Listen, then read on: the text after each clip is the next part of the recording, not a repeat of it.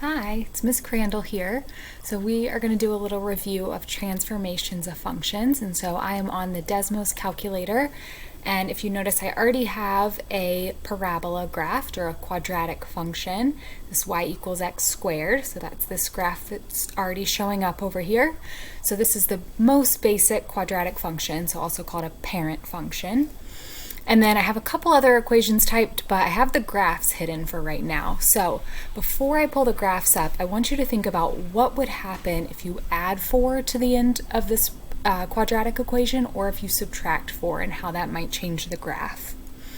So I am going to make this second one show up, the x squared plus 4. And see if that matches what you thought would happen. So I'm going to move this graph around a little bit. So notice that the parabola originally was centered at the origin. The vertex is at the origin.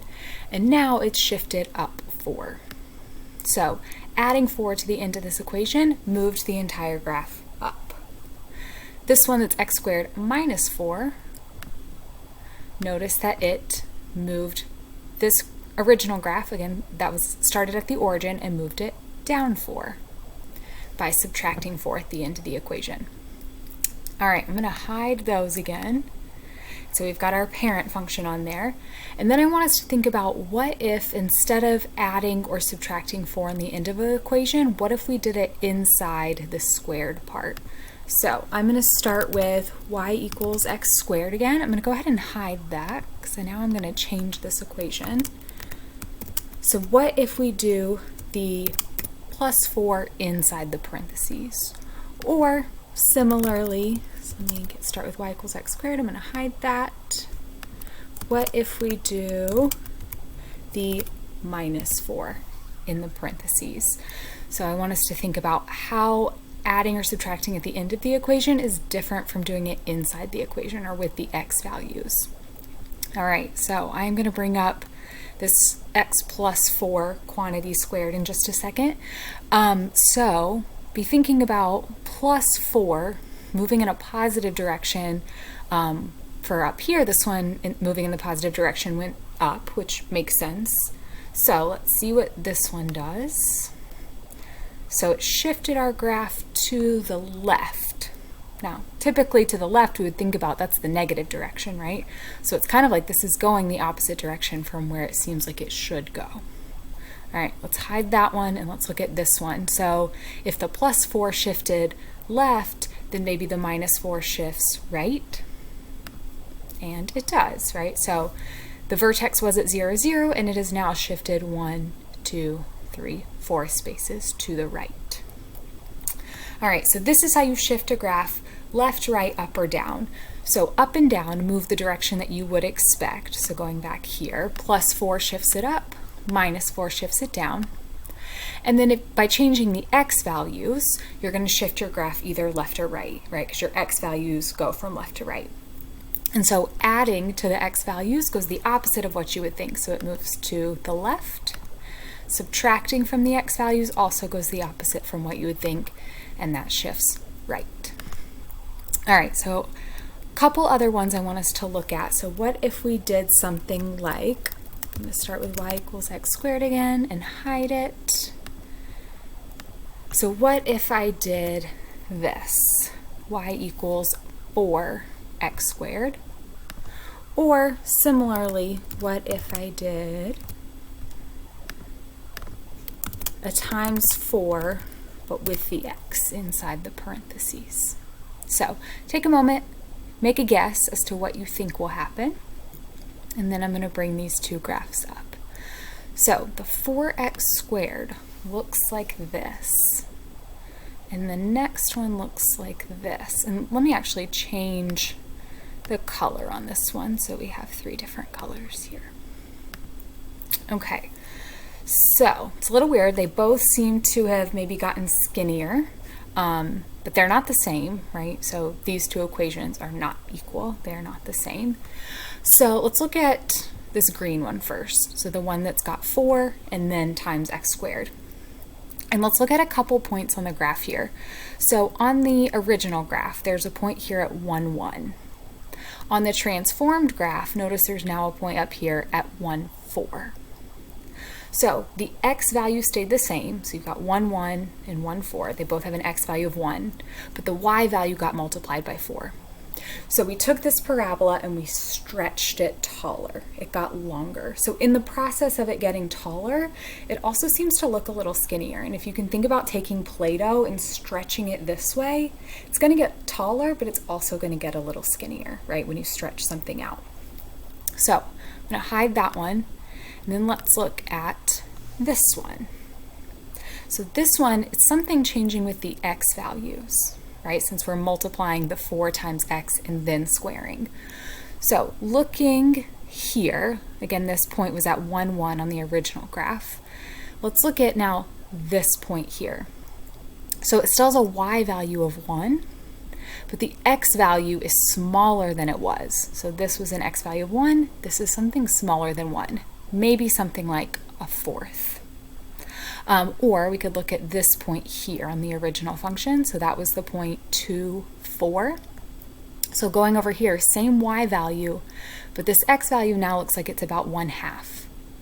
So if we start at 2, well, 0.5 or 1/2, that's a fourth of 2. So our x values actually got compressed by a factor of 1/4. So multiplying the x values by 4, again, this is opposite of what you would think. You would expect the x values to get 4 times as big, which would make it wider.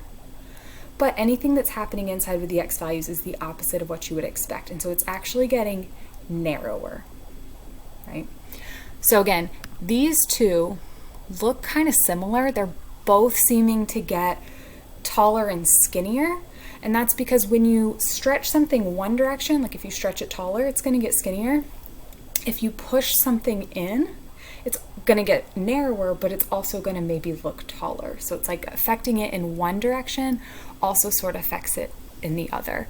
But we would say that this one that's 4x squared, this would be a vertical stretch by a factor of 4, whereas this one, since it's affecting the x values, is a horizontal stretch, or we could even say horizontal compression by a factor of 1/4. Okay, a couple other ones we're going to look at. So we'll just close all of these. So let's consider now something like this, a cubic. So we'll start with a different function type this time. And let's think about, okay, if we want to move this a certain way, then let's try to come up with the equation that would match that. So the cubic right now is centered at the origin at 0, 0. So let's say we want to shift this center point so that now it's at, let's do like -5, 2. So let's try to shift this cubic here. So think about if we're shifting this to the left 5 units. So moving it left and right is going to be opposite of what you would expect in the equation. So I'm going to start with y equals x to the 3rd power. And if we want to shift it left or right, we're going to need to change something with the x values in here. And again, if shifting it left, it's going to be opposite of what we would expect. So since we're wanting to move it to -5, well, you might try that, -5, but notice that actually moved it right. So if we make it +5, that will move it to the left 5 units. And then if we wanted to also shift it up 2, we want to change the y values. And so we would add 2 to the end of the equation. And so now our cubic, the center of it is right there at -5, 2. One more thing we could do if we want is do some sort of stretch. So I'm going to just kind of pick a number. I want this to be kind of exaggerated. So if I did something like 1/6, I'm going to hide it for a moment. It's 1/6. So think about what that might do to the graph. So think about first, is that going to affect x values or y values? It's outside of the parentheses, right? So that means it's affecting y values. So something is happening vertically.